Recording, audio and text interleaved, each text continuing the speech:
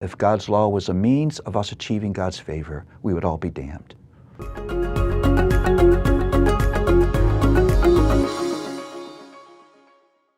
Where Genesis ends on a high point, Exodus begins in a low point.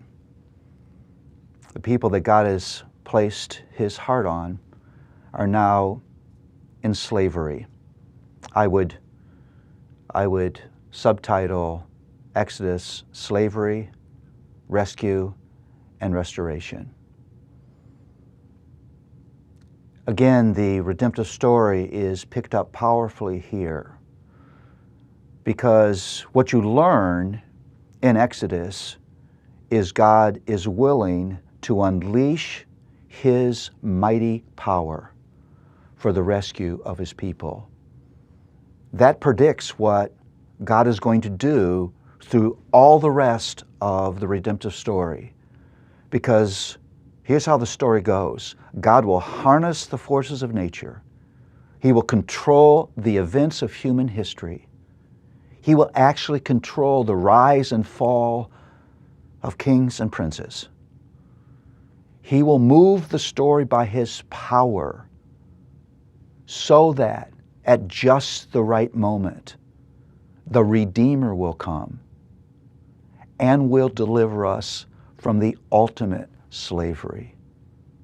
Not a national slavery to a cruel nation, but slavery to sin. The one slavery that politics or education or government can't break. What a finger pointing to where their story is going is the whole narrative of Exodus, the drama of slavery and suffering, the picture of redeeming blood, of God who does unthinkable, magnificent things just because He loves His people. There's another theme. It's the theme of God's law. It's really important to understand as you will encounter God's law in your study of Scripture, to know the place of God's law. Remember, the law is given after God has redeemed His people from Egypt. Now that's important. See, the law was never ever meant as a means of those people achieving God's acceptance. They were now liberated from their slavery because they were already the objects of His love.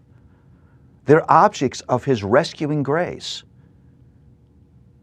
Now He gives them His law, the law that has the power to do two very important things. One, it has the power to expose their need of the grace that God would offer them.